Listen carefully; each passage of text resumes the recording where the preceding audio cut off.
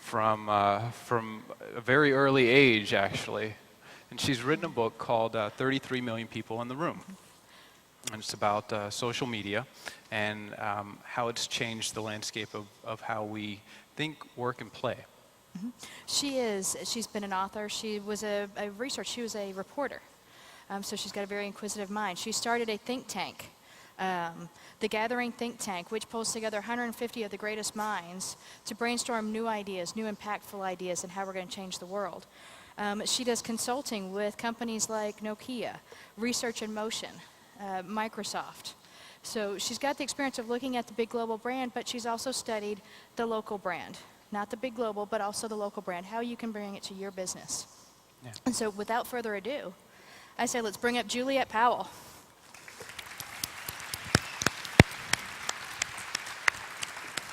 Thank you. Thank you, Juliette. It's good to see you. Thank you. Thank you so much. Good luck. Good people. Well, hello everyone. How are you today? Yes? All right. Now that's the kind of energy that I was hoping to get, but that I really wasn't expecting to get. I know that so many people that I meet on a daily basis are really freaking out right now because of the economy. And when Carrie and I were speaking on the phone about the possibility of my coming here, I said, are you sure that you want me to come? Because I honestly don't know anything about real estate. I'm not kidding. I really don't. In fact, one of the reasons why I really wanted to come is A, because it's Austin and it's such a beautiful city and I've only had amazing experiences here. Yes. And secondly, because Carrie was so generous with me on the phone and she said, don't worry, Juliette. Not only can you pick up some real estate tips, but beyond that, here's an opportunity to address entrepreneurs. And that's what really got my imagination. That's what got my attention. Because I might not know anything about real estate, but I know a little something about entrepreneurship. In fact, I've started a few companies on my own, and more importantly, I've been mentored by some of the most brilliant entrepreneurs that I can ever imagine. All of them multi-billionaires. They've done well in difficult times, in great times, and they all rely on something really basic when you think about it. Can anybody tell me what that is? Anybody know? Yeah, you're all saying the same thing using different words. Relationships. You're in the business of relationships. In fact, the more the market goes down, the more the value of your relationships go up. The more you need to hear from the people that you trust to make a decision. When money is scarce, when your time is scarce, you rely on the people that you trust, that you know won't steer you wrong, aren't trying to sell you anything, but are really out there to help you. That's the value of relationships. These are the people that are going to recommend you in good times and in bad times. And the people around you are what I call social capital. Social capital is a term that's been around for a very, very long time, and in general it referred to a group's economic strata and what that status meant in terms of their ability to be able to do things. In this particular case, I'm just talking about people. I'm talking about the people around you, the people in your family, your friends, the people that you work with, the people that are sitting right next to you right now. That's your community. That's the basis of your relationships. And that doesn't change whether we're talking about technology or we're simply talking about the way things are done in our human world. If you think about it, the people that surround us are the people that shape the way that we see ourselves and the way that we look at the world in general.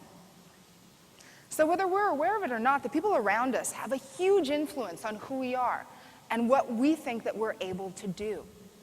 That's capital. Now, when you start thinking about the people in your life as an added value, and not, again, in terms of selling anything, just the people that are there when you've had a really tough day and you don't know where to turn, the people that are there to listen to you add value to your life, right? Everybody's got somebody like that. Everybody's got somebody to hold your hands when things aren't going your way.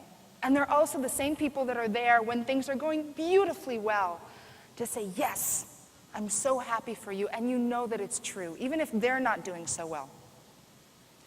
So the trick to building your social capital, i.e. your relationships, is to add value to your community. And that starts with the people that are in your close environment, your friends, your family, your colleagues, the people that are sitting next to you right now. And the more you start adding value to the people in your lives, the more they're going to start talking about you.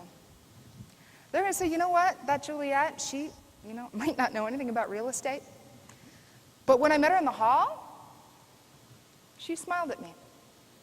Now, a smile might not be worth a lot to some people, but I can tell you, when I walked into this convention center not knowing anybody, and Carrie reached out her hand to me and she smiled, all of a sudden I felt a lot better. A lot better. When I was backstage, while they were doing this great panel discussion up here, and I could see it, I could see the back of it, thanks to the screen there. I'll tell you something. I was talking to the tech guy. I was talking to Sean. Sean was essentially telling me jokes and making me feel better because he knew how nervous I was. My stomach was in a knot, and I was like, oh gosh, real estate people, I know nothing about real estate. How is this going to work? He added value to my life.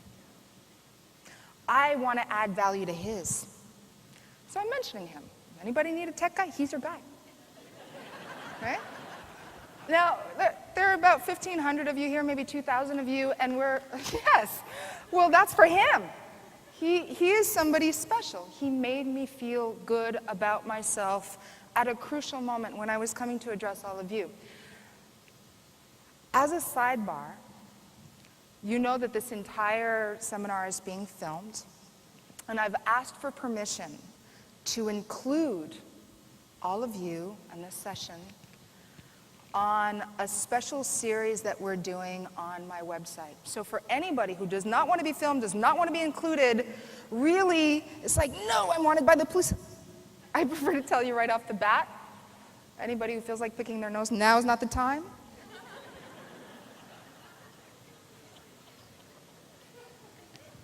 Except for me. So social capital, right? Adding value to your community. Now, once you start doing that and you start building on that possibility, you get it all back. You know this. You do this on an ongoing basis, I'm sure. When you sell a house to that family that's been looking for that house for a very, very long time, and all of a sudden, it's not about the money. It's not about anything but that pure joy of, oh, thank you. Thank you. And you know that that's from the heart. You know that they're going to remember you. And so if you get enough of that kind of momentum, that's when you start moving beyond just your immediate circle of friends, right? And you head to a different place. It's called cultural capital.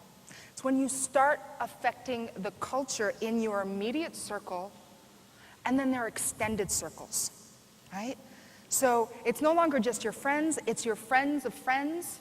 And then if you keep doing it and you do it well, authentically from the heart, because you actually do care about people in your relationships, then all of a sudden you start to see that you're affecting the culture at large. And that can mean in your town, but it can also mean in your industry.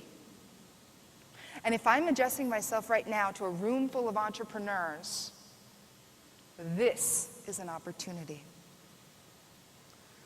This is a key opportunity to start affecting the culture of real estate. Now, your average person like me who doesn't know anything about real estate, I base myself on my friends that are losing their homes or wanting to buy homes because they were smart enough to keep money on the side for times just like this.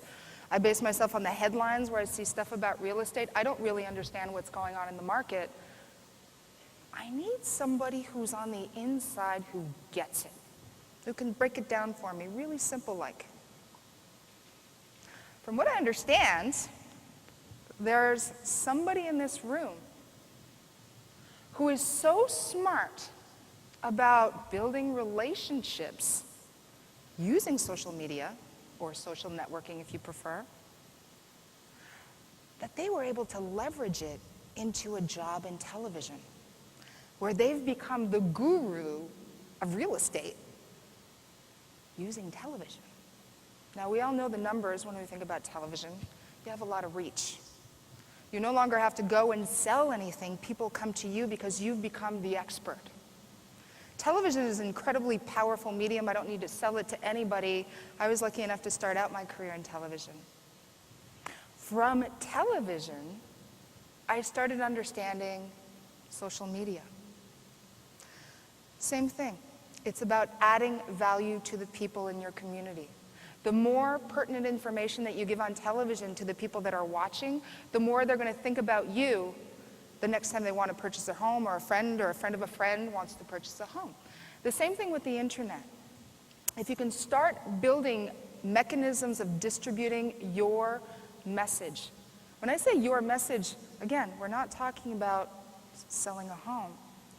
The message is that you are the person to share all relevant information with respect to real estate.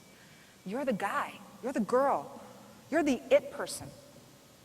If you can position yourself to be the it person, again, starting with your community, and to start expanding on that buzz to affect the culture, there's a lot of possibility there. Now you might think, okay, great, so there's one person that we might know, who I think is coming up on stage later, who's going to show us how exceptional he or she is.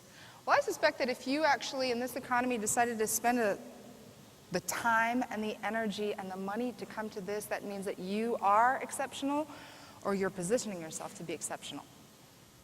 So let's look at some case studies of what exceptional companies do. And then we're going to break it down to what a few key individuals have done, starting from scratch, to leverage the kind of momentum that I'm talking about. So the first question, who do you service? Right? Again, you service your community.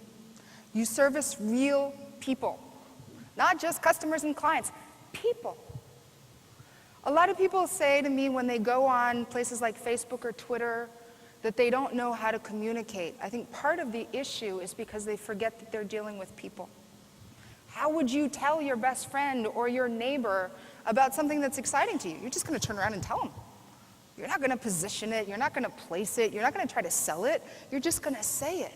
And you're going to say it in a tone with which you always speak with them. You're not going to change your tone. You're going to be who you are with them. Right?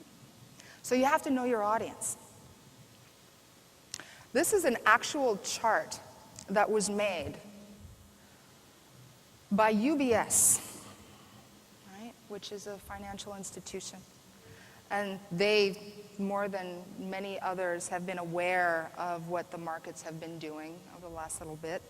And if you look at this, you see the Dow Jones Industrial going down, and the value of the relationships within the organization to be able to retain their jobs, but also the relationships outward bound for people that lost their jobs and were trying to look for more jobs, right, is inversely proportioned. The more you invest in your relationships, the better the position you're going to be in. Now here's a company that just about everybody knows, Starbucks. Right? Coffee, anyone? So Starbucks was ranked #1 in a study that came out 3 weeks ago. And it correlates social engagement, so your utilization of social networks, again, Facebook, Twitter, LinkedIn, YouTube, a cross-section of different social networks that are called here channels. And they compared how these companies are using these social networks in getting their messages out there, and what the return on investment was over the last 12 months. And again, we're all familiar with what's going on in the economy right now. So how does that measure up for Starbucks? Well, again, they ended up #1. One of the reasons why they ended up #1 is because they don't just use Facebook. They don't just use Twitter. They use 11 different channels of distribution. 11. And how do they do that? Well, it's actually quite interesting. They've got a cross-section of different Facebook pages and Twitter feeds, except they didn't start any of them. They had fans, because a lot of people like Starbucks. Whether they like the coffee or not is irrelevant. In most cases, they love the environment. They love to go hang out there. They love to go meet somebody there, right? It's a nice exhale after a hard day. It's the coffee break, right? Starbucks represents a lot of different things to a lot of different people, the least of which generally is coffee. In fact, Starbucks is considered to be a leisure company. Starbucks was very, very, very, very smart. They saw all of these groups on Facebook that were started by fans. And instead of saying, oh, we're going to start one too, they approached each of those fans and said, we love what you're doing. Thank you so much for appreciating what we're trying to bring to the community. How can we help you? We know it's a lot of work to create these pages and continue these conversations on an ongoing basis. What can we provide to you that's going to make it even more fun to interact with all of these other Starbucks lovers? They were able to grow, on Facebook alone, 200,000 fans that were already there, nothing to do with the actual organization of Starbucks, and growing it to 3.5 million fans in 2 months. All they did was ask, how can we add value to your community? Different answers came, but the final answer, the answer that might be relevant to you, is again that ROI correlation, the return on investment. Starbucks had 6 people in their social media division, 6. Hundreds of thousands of employees, but only 6 were focused on strategies. And I see people going, no, no, no, no. Yes, 6 people. But again, they didn't go out and reinvent the wheel. They listened to their community. Right? They didn't try to force people to go to Facebook or to Twitter or anywhere else. They paid attention and they saw they're already there. How can we tap into those communities and help them? How can I help you help me? Is in essence what the message is. So, return on investment is generally looked at as a financial figure.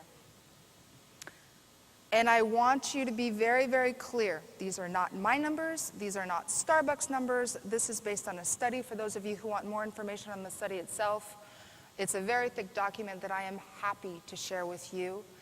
You can reach me on my website at juliettepowell.com, and I will email it to you. My pleasure. But at the end of the day, the basics are really, really simple. They're up on that screen for you.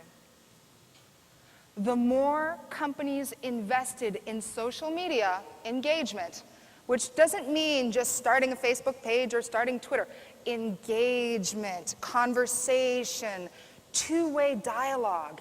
If you as an audience tell me that I'm not speaking loud enough, engagement means I'm going to speak louder. If you're telling me that I'm screaming too loud, engagement means I'm going to speak a little less loud, right? We're in this together.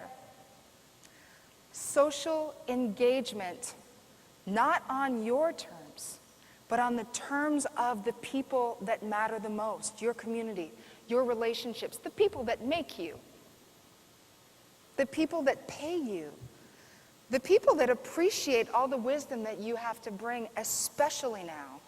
Because I can tell you there are a whole bunch of us out there who haven't bought a home yet, and maybe I've been waiting my whole life for this moment. Maybe this is the moment that I actually can afford to buy a house. I need help, and I'm not alone. You're the people. You are the individuals. You are the entrepreneurs. And yes, it's going to take you new skills. It's going to take you a little bit of a learning curve if you're not using these tools yet. But the ROI, don't take my word for it, look on the screen. The more these companies engaged socially using digital networks, the higher the ROI. Now you might say, yeah, sure, that works for Starbucks. It also works for all of these other companies. Interestingly enough, there is no real estate example in this social engagement study. Exactly. Thank you. Thank you. Yes, exactly. Yet. Why?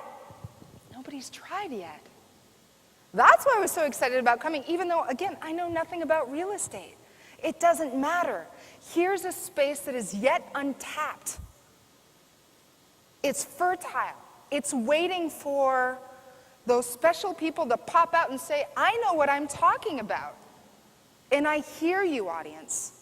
And I'm going to reflect what you're saying, and we're going to have a dialogue, and we're going to figure out how to find you that perfect home, or your friend's home, or your friend's of friend's home. But we're going to do it together because it's about adding value to the community. Now again, Starbucks is a very, very, very big company. They've got billions of dollars behind them. May I reiterate, we're talking about 11 different distribution channels run by 6 people. 6 people. Those 6 people, in the matter of 2 months, took 200,000 fans and turned them into 3.5 million fans. 6 people. Now, digital media is all about low barriers to entry. It doesn't cost anything except for your time. And that was brought up earlier today, and that is incredibly valuable. Right? But you have access to the technology. Most of you here have a smartphone, have a laptop. If you're really good, you probably have an assistant. I don't. I'm working on that. So I do everything on my smartphone. And one of the things that I've learned through starting a bunch of companies and hanging out with some really, really smart people is as you add value to your community, as you build on that social capital and start affecting the culture, therefore get to a place where social capital plus cultural capital is starting to get amplified through the technology, you become the go-to person. In my case, I've become, in certain circles, the go-to person for digital media. It applies to everything from real estate to leadership overall to how to fix certain governments that I won't name.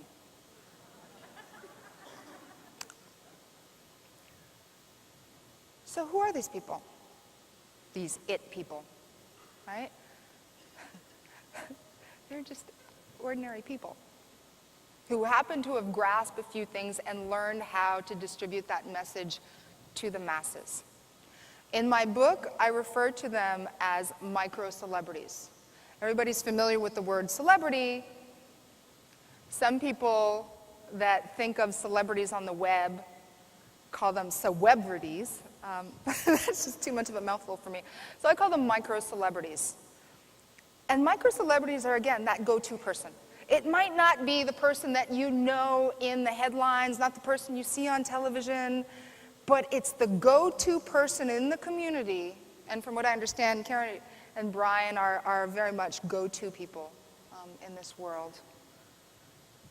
So these micro-celebrities are out there, and they've got this incredible influence. They can influence thousands of people with one Facebook update, with one tweet on Twitter, for those of you who aren't familiar. Just one. If they mention you, they mention your product, you're golden. All of a sudden, their 100,000 followers and friends are curious about you because you were mentioned by the great one, the micro-celebrity. So what does that mean? Well, I thought I'd give you an example of a guy who is such a celebrity. His name is Gary Vaynerchuk, Wine Library TV. Any wine lovers out here? Yes? Woo! All right. So Gary is so silly. I love him. I mean, here's a guy who, right, grew up in New Jersey. Parents owned a mom and pop wine shop. Right? Gary wasn't allowed to drink any alcohol until he was 18 or maybe even 21, depending on when he decides to tell the story. But the interesting thing about Gary is that despite all of that, he decided that he was going to be the wine guy. Had never tasted the stuff, decided he was going to be the wine guy. So instead of going behind his parents' back, he decided, okay, great, what are some of the primary elements in wine? And now, again, I don't know anything about real estate. I don't know anything about wine. What I do know is Gary's story. It's in my book. And he and I have had extended conversations about this. He likes sucking on rocks. He eats dirt. It's not just a fetish. Apparently, it enhances his palate so that he better understands the ingredients in wine. I'm no expert. I'm not going to contradict him. But millions of wine lovers all over the world tune in to Wine Library TV every week. This guy goes out of his way on a daily basis to create a video blog, right? 30 minutes a day. He sits there. He talks about wine. He's got his little spittoon, and he's explaining to people the difference between this wine, that wine, and the other wine, right? He's got all kinds of guests. He has 1 million followers on Twitter. 1 million! He has more than Ellen DeGeneres. Celebrity, micro-celebrity. What happens when you aggregate your forces, like joining superpowers, right? That means that all of a sudden, Ellen, who has a little bit of a web following, but nothing to the extent of her television following, is pulling in all of these eyeballs. Why? Because when Gary goes on her show, he tweets out to the world, I'm going on Ellen's show, right? What wine should we bring her? And everybody joins in, oh, you should do this, you should do that. And he actually listens. He creates listening parties for when he goes on television. He's got rooms like this, filled with his fans that watch these shows on the big screen. Has anybody ever heard of Gary Vaynerchuk? Who is this guy? I can barely pronounce his name. He's a micro-celebrity. So Gary's been on a few shows. That was in 2007. He was recently on the Jimmy Fallon show. Does anybody know this guy? Yeah. Right. So, what's his name? Thank you. Just make sure. So Kramer went on Gary's show. Why would Kramer go on Gary's show? Kramer's already got millions of people watching him. Y'all know his name. Why would he go on Gary's show? Look at the cheap set on Gary's show, right? This is all handmade stuff. It's like, whatever, I don't care. We're putting that information out there. My community cares about wine. I'm going to give them wine. And for those who don't just like to talk about wine or taste wine, for those people who want to invest in wine, Kramer's the guy. So he brings him on a show. It was one of the highest rated internet shows ever, almost up there with Michael Jackson's Memorial. Pretty ironic. And here it is again, that aggregation, those superpowers coming together. The reason I'm bringing this up again is because this is one guy, an ordinary guy who sucks on rocks, for heaven's sakes. But he knows his wine. He knows his wine, he pulls out his video camera, he does his blog, he gets popular. Next thing you know, he's got celebrities knocking on his door. Because Kramer knows very well that viewership on television is going down. That if he doesn't start building a web following, he's going to be nobody, which is why he's cranking out the books, he's cranking out the how-to videos, and he's working the web. He's no fool. Basic business. Very, very basic business. Aggregate your strengths. Each person here is a strength. From what I understand, y'all are some of the best people in real estate in America right now. Right? So if that's the case, you're all in the same room. I hope you're going to start aggregating those superpowers. I want to find out what happens after all of this. Who starts the video blog? Who starting those social media groups where it isn't just about real estate, it's about what can we do together to add value to the community so that people are coming to you, so that you become, in essence, the center of the universe for your community, the go-to person, the it person, the Gary Vaynerchuk of real estate. That's what I want to see. Now, again, for those of you who are like, yeah, right, fine, so he's hanging out with a bunch of celebrities. How is that going to increase my bottom line? Well, first of all, you understand that that kind of exposure brings eyeballs, brings interest. People want to talk about you. The more people talk about you and recognize you as the it person, the more there's a positive feedback loop that starts to happen and momentum starts to grow. So in Gary's case, he's even referred to as Twitter's Gary V. Well, Twitter's Gary V just signed a 7-figure, 10-book deal. He's 33 years old. And he still stops by every few days to just have a sip of wine and say hi. Because what you see on the internet and what you see on television with Gary is exactly who he is. He doesn't have to put on a show and dance. He's all about wine, and he's all about people. And now he gets to share some of his wisdom. Great. So there's a great way to make money. 7-figure deal, right? 10 books. Gary's flying high. I love that picture. Gary doesn't want to stop there. Gary founded VaynerMedia, right? So he's using, outside of the wine library, now he's using all of the stuff that he's learned in social networking, and he's teaching Fortune 500 companies how to apply it. He's unstoppable. Gary was able to transform Wine Library TV, and here's your ROI, on the initial business, right? From 4 million to 50 million, and that's only up until 2005, when social media was not as prevalent for business as it is now. He won't tell us his numbers anymore. What I can tell you is that he had a dream, and twofold. He wants to be the Emerald Lagasse, of wine. And he wants to own the New York Jets. Right? Well, guess what? By saying that he wants to own the New York Jets, you've got all these Jets fans that all of a sudden want to support him because they want to own the Jets. They don't think they have a shot, so great. Let's support Gary. We're going to help him get his dream. And the value keeps growing. More word of mouth around Gary. So the tools are there, they're yours. There's some great people around you everywhere to teach you how to use it.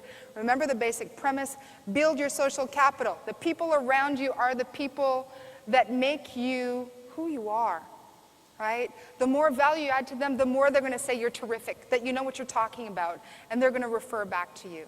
And the more those people are going to tell more people are going to tell more people. The title of my book is called 33 Million People in the Room. And the reason is really, really simple. If you take two people, let's say Gary and I, right? Gary and I have at least 25 people between us. If you don't believe me, check on Facebook. Actually, I'd love to, to friend all of you because, again, I don't know anything about real estate. So 2 people to the power of 25 is over 33 million opportunities for us to work together. In Gary and I's case, we did work together on this book. There's an entire chapter in my book about Gary Vaynerchuk that really breaks it down. But it's pretty simple. You've already got the communities. If you don't have the communities, look around you. How do you make yourself the it person? How do you add value to that community? That's the key. Thank you so much.